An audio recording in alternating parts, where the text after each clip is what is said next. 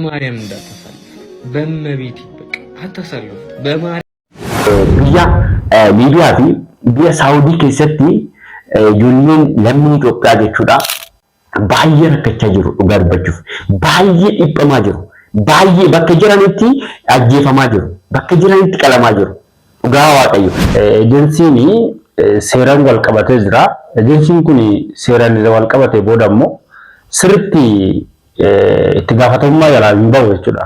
Ejensoonni gara Saawudiitti namoota baay'ee ergan jechuudha. Isaanii guutumaan guutuutti Finfinnee keessadha kan jiran.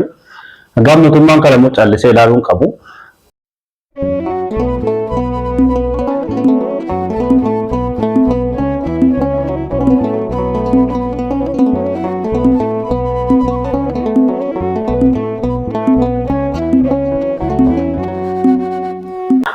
Nagaa siniif haa baay'atu hunduma keessanuu egaa tibba kana immoo sooshaal miidiyaa irratti kan argaa jirru baay'ee dhugaa dubbachuuf kan nama gaddisiisudha.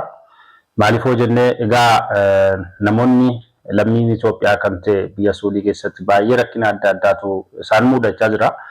Egaa kana kan ilaalchisee warroonni erga ejensiin hundumaa ni beeka waan ta'eef mootummaa jala jira waan ta'eef warroonni ejensiin kuni egaa imbaasiin kana dambiitti to'atee seeratti warroota uummata keenya dararamaa jiran dhugaa dubbachuuf taanaan yookaan gara biyyaatti nuuf deebisanii biyyuma keessatti rakkina wajjin jiraachuun wayyaa rakkinni kana caalee hin jiru. Namni maaliif kanatti karas deemuuf jireenya fooyya'aa jiraachuuf jecha jireenya ofii jijjiiruuf jecha immoo rakkina kana caaluu simachuu hin qabu. Yoon taane immoo rakkinuma Itoophiyaa wajjin jiraachuun wayya jennee filanna. Kanaafuu adaraa keessanii shir godhaa sagalee waliif ta'a. Nageenyi Waaqayyoo isiniif haa baay'atu. Akkam jirtan? Akkam jala geessanii? Akkam turtan? Ani nagaa godha galata Waaqayyoo. Guyyaa har'a immoo viidiyoo obboleewwan keenya Saawudii Arabiyaa keessatti dhiphachaa jiran akkasumas immoo ijoollee baay'een wareegamaa kan jiran dhugaa dubbachuu fi viidiyoo isaan sin daawwachisa jechuudha. Kanaaf hundumti keessaniyyuu viidiyoo kana warroonni nama taatan qofti nama ta'uun hin ga'a viidiyoo kana sheer godhuuf. Kanaaf amma danda'amu sheer koppiliin akkasumas obboleewwan keenyaaf akka dhaqqabutti sirrittiin sheer godhanuuf jedha obboleewwan keenya. Dhugaa dubbachuu fi ijoolleen keessattuu biyya Liibiyaa fi biyya Saawudii keessatti ijoolleen lammii Itoophiyaa jechuudha baay'ee rakkachaa jiru dhugaa dubbachuuf baay'ee dhiphamaa jiru. Baay'ee bakka jiranitti ajjeefamaa jiru bakka jiranitti qalamaa jiru dhugaa waaqayyo amma viidiyoodhaan wanta deeggaraman jiretti ma jechuudhaan ilaa ofii keetii yookaan ofii kootii wantaan haasa'u qofa osoo hin taane viidiyoodhaan wanta argine dhoksaadhaan viidiyoon qarafame kan jiru sitti ma jechuudha. Namoonni 1,000 kan ta'an bakka tokkotti yeroo ajjeefaman akkasumas immoo ijoolleen madaamii madaamonni baay'ee ijoollee yeroo qalan sini agarsiisa jechuudha. Kanaaf hundumti keessaniyyuu viidiyoo kana amma dandeessan sheer koppiliink akkasumas immoo amma dandeessan laayik gochuu keessan hin dagatinaa isiniin jenna obboleewwan keenya. Egaa Saawudii Arabiyaa keessatti viidiyoo tokko waliin daawwannetoo itti adeemnu viidiyoo kana daawwadhaatii itti deebiname mee ilaala viidiyoo kana. አንድ ደቂቃ ፎሎ አድርጉ። በማርያም ፎሎ አድርጉ።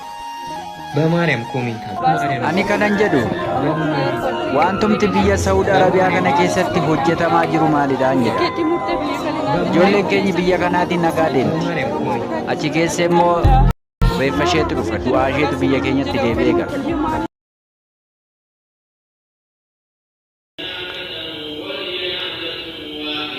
هذه الشغالة وهذه الجوال خذ الجوال كلمة. إذا أكما إلى الثاني فيديو كان هذا واين أربط جدينا وبد ما هي دور سفهم لا لك نموتها سعودي كيس جيران بايجين نقار بجوف أكسان جيران تقبل ماني وانت سان جيران دراوتن يجيكو قامة سانرت يوسين جلو dhugaa dubbachuuf bakka mootummaan hin jirre bakka waan dhageetti tokko hin qabnedha biyyi Saawudii jedhamu kun akka hubachaa jirutti yookaan akka ilaalaa jirutti jechuudha. Maaliif jennaan amma yoo argitan ta'e kaa mucayyoo kana dhugaa dubbachuuf baay'ee dhiphattee baay'ee rakkattee dhaala madaamonni isaanii yeroo kabalan yeroo ari'atan ni argina jechuudha. Yeroo darbatan yeroo darbatan ni argina jechuudha. Kana kaa maal gochuudha homaan fidanii isaanii mootummaan isaanii lammii isaaniitiif dhimma hin qabu. Kanaaf akka barbaade godhan gochaa jiru jechuudha. Kanaaf obboleewwan keenya hundumti keenya warroonni nama taane nama ta'u qofa amantaan osoo wal qooduu baanne aadaadhaan yookaan immoo biyyaan osoo wal qooduu baanne Itoophiyaa ta'uu keenya lammii Itoophiyaa kan ta'an hunda isaaniif oduu sagalee taane dhugaa osoo sagalee taane fi maaliif jennaan dhugaa ijoolleen kun akkatti dhiphatanii nus bakka geenyu hin beeknu wanta nu mudatu hin beeknu kan beeku waaqayyo dagati ta'e.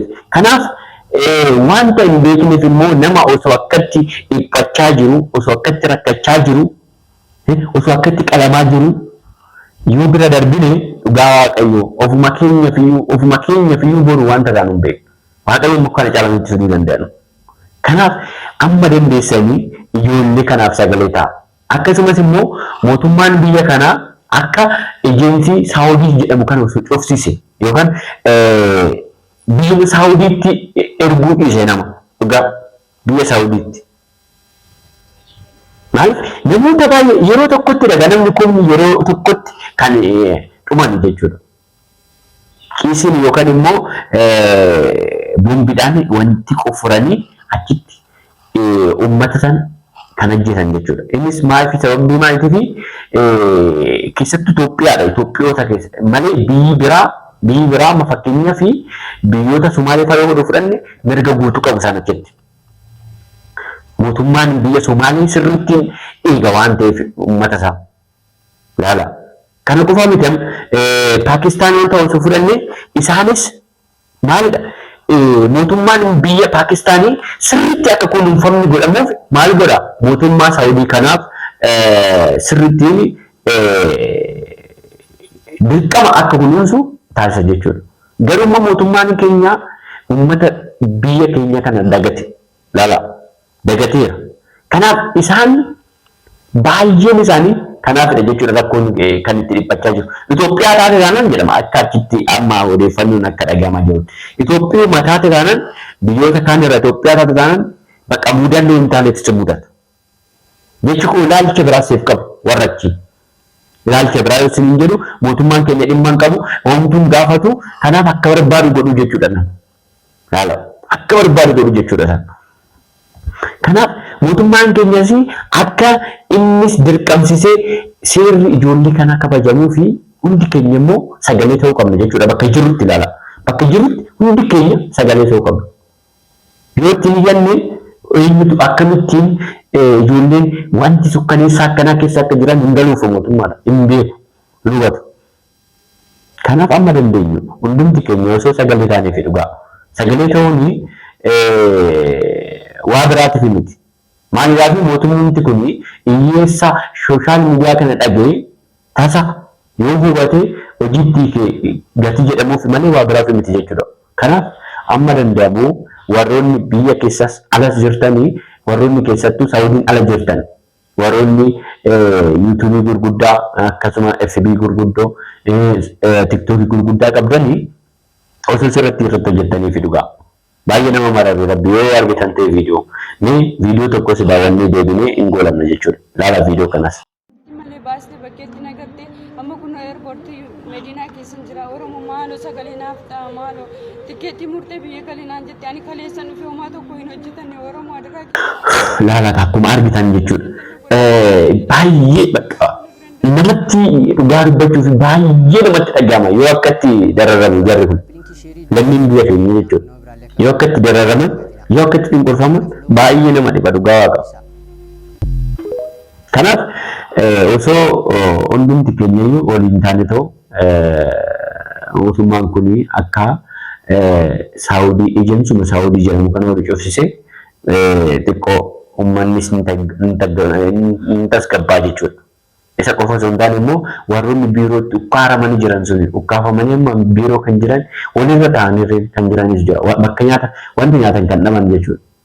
Na isaaniyyuu osoo akka biyyatti galan taasifamee fi kan jedhudha obboleewwan keenya. Viidiyoo kana warreen isin danda'amu share, like akkasumas immoo beeksisa godhaa isin jenna eebbifama waaqayyo isin eebbisu.